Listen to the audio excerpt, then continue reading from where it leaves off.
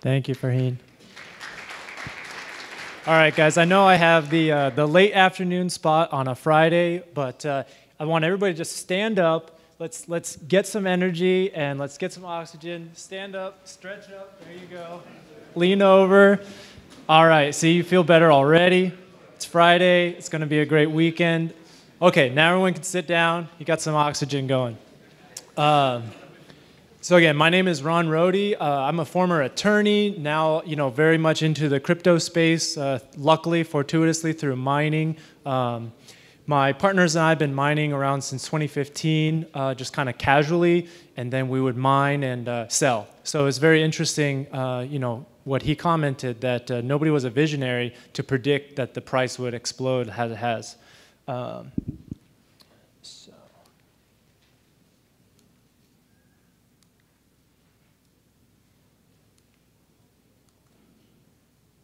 All right, so this is a quick outline. We're going to talk about what is mining and try to get to a little bit of a technical definition. Who is mining? Everybody hears that China is mining, but what does that really mean? What's the incentive? Different types of mining. You may have heard of ASICs or GPUs or CPUs. There's a lot of different modes there.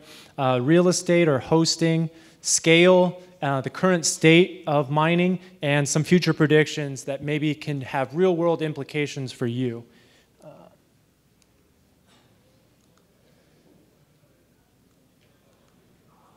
All right, so what is mining?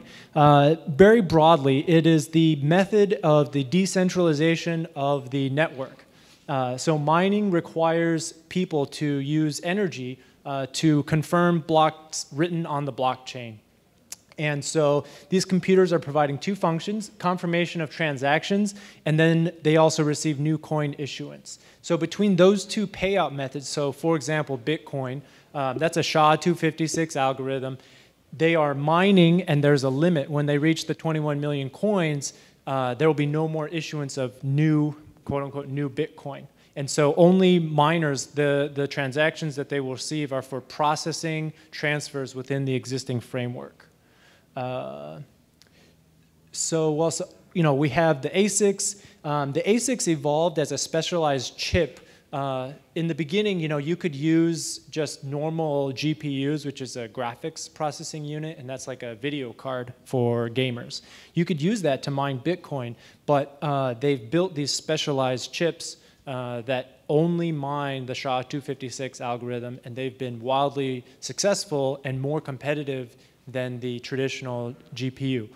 However, there are coins that are ASIC resistant, or that still have profitability, and they're ASIC resistant, so you can't mine it with the specialized chips, and you still use graphics processing units. Ultimately, you're utilizing energy to provide a valuable service, and everyone sees all those big shocking headlines. Okay, power a house and mine 1 Bitcoin. But on the flip side, the analysis is how much does it cost to support our current infrastructure of banking? How much does it cost to keep the lights on at bank branches and their server rooms and their data centers and their phone calls? So there really is a huge cost to supporting our existing financial network, and the mining is a different way of solving that problem.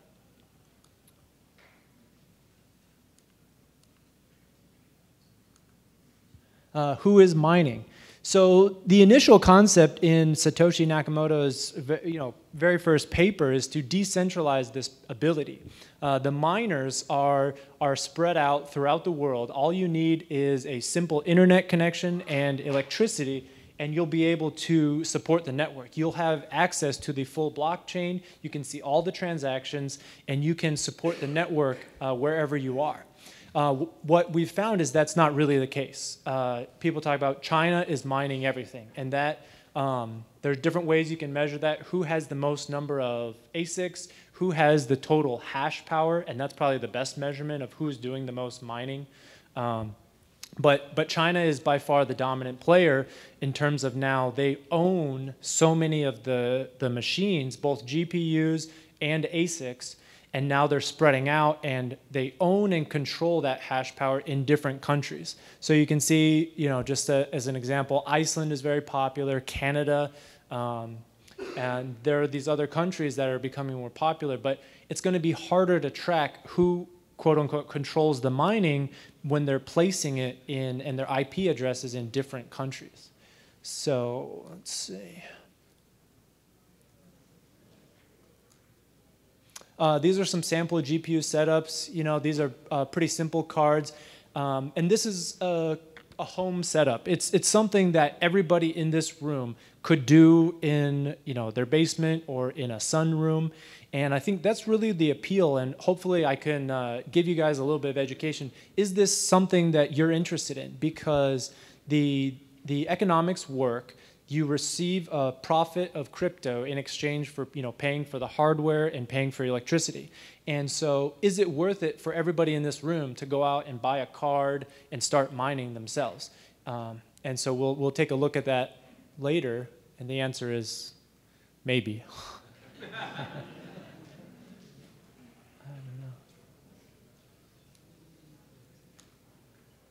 Yeah. Okay, so this is a sample rig that we use. So we have a small company that, you know, has been mining using investors and kind of expanding throughout last year. So I actually brought this sample rig that you can see pictured there on the right. And so it's in the back. I'll stick around if you guys have any questions, you want to look at it. It's 4 1080 Ti's. You know, these are off-the-shelf video cards powered with normal computer equipment. We use a motherboard. We use some specialized mining software, and then we're running the operating system as Linux. So the whole package is relatively simple. And you know, you build these yourselves. We have kind of like a workshop area, but by all means, anybody can run a computer of that size in their own home or office. Again, you know, these are just some photos. We accumulate these boxes. So types of mining, this is an ASIC, and the ASIC is kind of like about a shoebox size, and this shoebox is a collection of chips that only run one specific purpose. And the difference, the main difference between GPUs and ASICs is their salvage value or residual.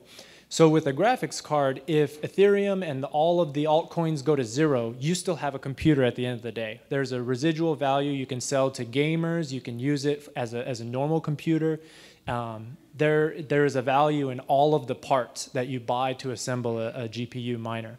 Whereas with an ASIC, you have a very expensive paperweight because it is a very, very specific tool that does one thing. And if Bitcoin goes to zero, you know, presumably there's no value in mining that Bitcoin. CPU mining, I'll talk about that briefly.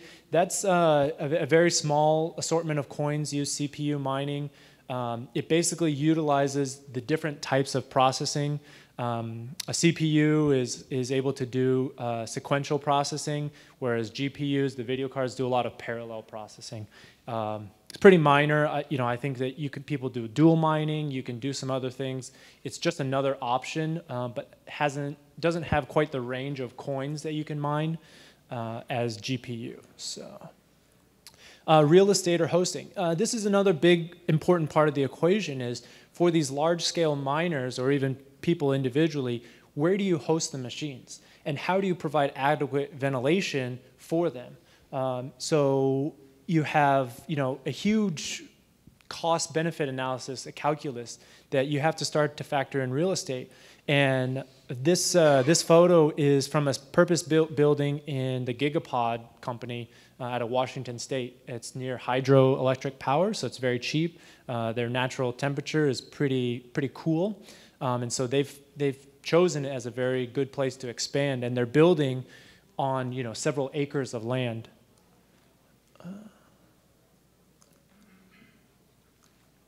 Got another photo. They have a bank of, you know, ventilation fans, and that's the kind of scale that a lot of the miners are moving towards. So it'll be very interesting to see how institutional money is going to approach this. As every day that goes by and Bitcoin stays stable, you know, whether it's at 10 or 11 or 12, there's a lot of profit to be made in mining on a large scale, and that's where large institutional investors are going to want to invest. So there are a lot of economies of scale. You can see it with the real estate, you can see it with maintenance, and then as far as purchasing the inputs, you can get a lot of discounts. So, you know, roughly in terms of price, we're talking 6 cents a kilowatt hours, maybe commercial price or retail pricing. If you just go online, power to choose. In Texas, you know, we're fairly competitive globally at 4 cents for commercial rates. You can even do some things to do rolling capacity to reduce that. But that is competitive on a national scale, and I really think that Texas has the opportunity to be a crypto destination competing with some of the lowest cost energy providers in the world. A little bit more cost-benefit analysis. I'll run into some very specific details that you could, you know, potentially buy today. So let's talk about an S9. This is a machine produced by Bitmain. It's a company in China. You can buy one, I believe, you know, anywhere between $2,000 to $4,000 for one machine, and that can or can't include the power supply, which is another few $100s. If you buy that machine, you take it home, you plug it in, you plug the Ethernet cable in, you're running about $75 a month for electricity. Now, how much Bitcoin you produce or you earn is a function of two things. Is the mining difficulty and the value of Bitcoin.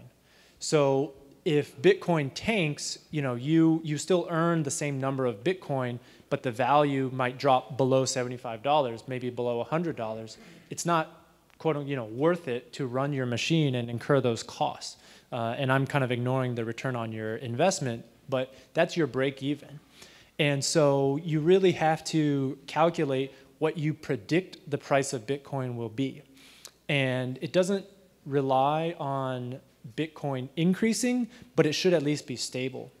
And so, you know, as part of this analysis, a lot of people will create different scenarios where they say Bitcoin goes up, Bitcoin stays flat, or Bitcoin goes down, or Bitcoin, you know, tanks.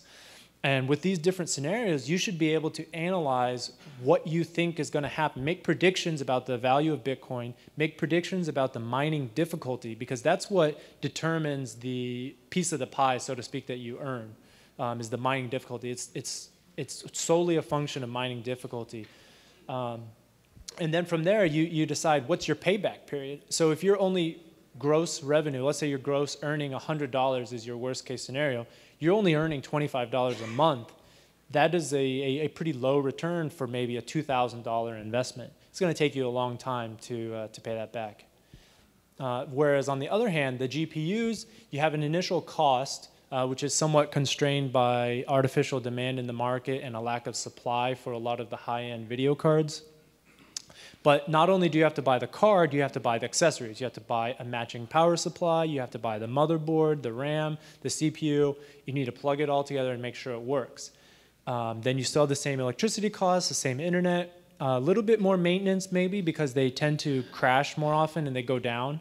But then you have a residual salvage value. And that's a big difference when we're doing our cost-benefit analysis. Is for GPU miners, you have a basis. You have a electronic equipment that has a value that you can sell if all of crypto goes to zero, which, you know, I think there's a non-zero chance of that happening.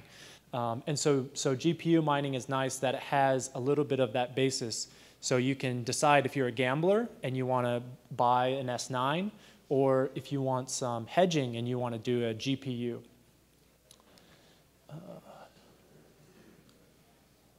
So I really I'm open to questions. I think that I've tried to tailor this as kind of a general intro. Happy to do more technical questions or predictions. So.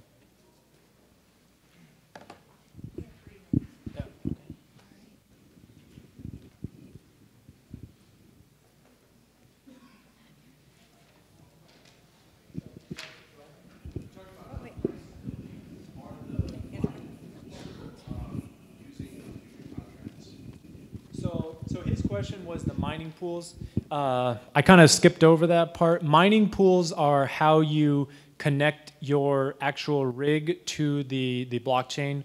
They provide the mechanism to pool everybody's mining power, and then when the pool mines a block, they distribute the reward pro rata based on your mining. And so his question was, are there mining pools that are using futures contracts to hedge basically their currency risk?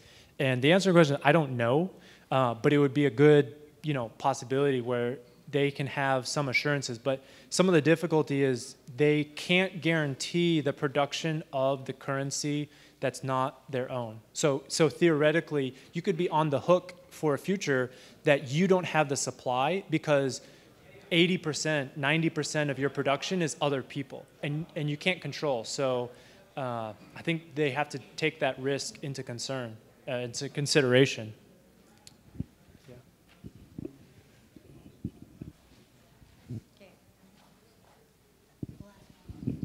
Do you, in your ROI between ASICs and GPUs, do you take into account forks, airdrops?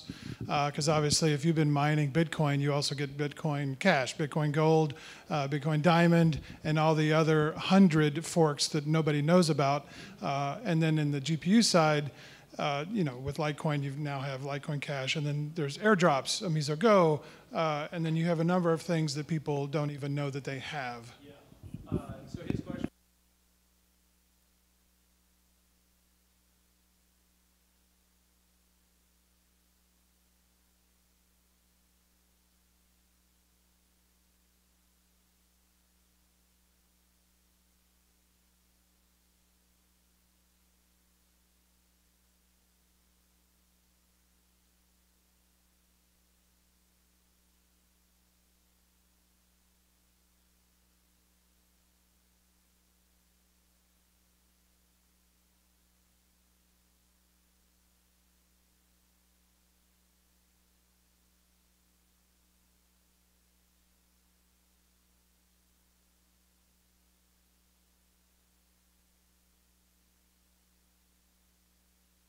Your personal preferences are if you want to gamble. So I think with the S9s in particular, you have a lot of risks that we're seeing global mining difficulty increase without a huge or a corresponding number of S9s being shipped. And so what that tells me is there are new miners that are not for retail consumption. So either the Halong miners or maybe a new S11 or S whatever. And so if Bitmain is doing that, you're buying, older technology that you have to price into. So it really, you just got to pencil it out and look at the risk and decide which scenario do you think is more likely. And, all of this is a countervalence to, if you believe in Bitcoin, why not just buy Bitcoin directly? And you'll get all the gain from appreciation. So mining is a very different mentality. It's much more like dollar cost averaging. It's an investment with bond-like attributes because you put your money up front and then you get a monthly payback thereafter. Whereas buying Bitcoin directly is like an equity. You buy the stock and you get 100% of gain and 100% of loss. So it really depends on what your risk appetite looks like and what you... So there's a huge shortage of GPUs right now, and there's a speculation that it's because Nvidia is coming out with new chips. The Volta, yeah. The new line of graphics. So where do you see the new generation of chips? Do you think people should wait, or should they be buying graphics chips today, or graphics cards today at inflated prices? Yeah, so we're definitely very interested in the new line. Nvidia, has planned the new is like Q2 or Q3 release for the Volta line. It's going to be a very powerful new graphics card. We're a little bit cautious because of the words. They're trying to temper the miners' usage, and they're trying to say, well, we're going to limit cards. Some cards are for gamers, and some are for miners to try to separate that demand. I don't see practically how they can do that. It's not going to be possible. So if you're looking now, I think if you can independently determine a price that you're willing to pay for a certain card, that's how you should approach it, right? If somebody wants to give me old technology, I'm indifferent if it's at the right price. And I put a severe discount factor on the residual value, which may be zero. Same for 1080 Ti's. We tend to buy the biggest and the best now, and then we're going to cycle into the new Voltas when they come out, buy a small batch, test them, see really what their hash is, and then determine how we want to shift resources into it or sell. So great question in the back. What happens to the miners when the last Bitcoin is mined? Right. So I kind of briefly mentioned there's two sources of revenue for the ASICs or for Bitcoin miners. It's production of new coins and then transaction fees. So after the last coin is mined, the miners will still be compensated by supporting the network and process. So everyone's transaction fees will go to the miners then. Yeah, so again, it's kind of a function, the mining difficulty. So if people drop off or machines become obsolete or not used, then potentially the mining difficulty can go down, which means a higher share to a smaller pool. A smaller pool rewards to a smaller group of miners. Maybe it'll still be profitable, but yeah.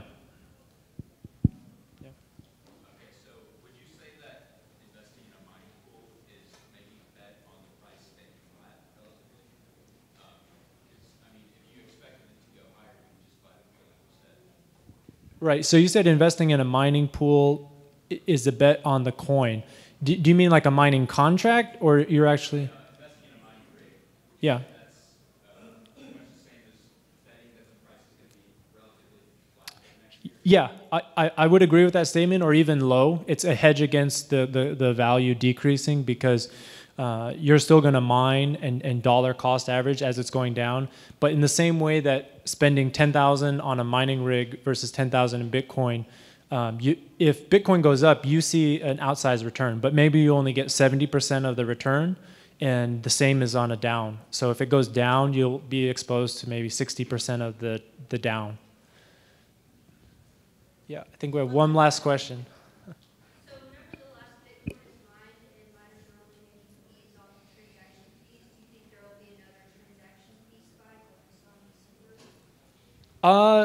Possibly. I mean, I think the prior presenter had a good theory about Bitcoin moving to a store of value, and you have fewer transactions. And what that's going to do is it's going to push a lot of miners offline who have a higher cost of production. And again, I kind of briefly touched about the institutional, but if more miners become centralized and have the lowest cost of production, they're going to keep moving the miners to seek out the lowest cost of electricity. And as the miners in higher cost jurisdictions drop off, you're going to see a reduction in the share. So we might not see an increase in transaction price because the number of miners has decreased so rapidly because they can't compete and it's not profitable. So there will always be a balance. Yeah. That will be 122 years from now. Yeah. Right. At current mine, but mining could go up. So. All right. Thank you guys so much. I'll be sticking around in the back.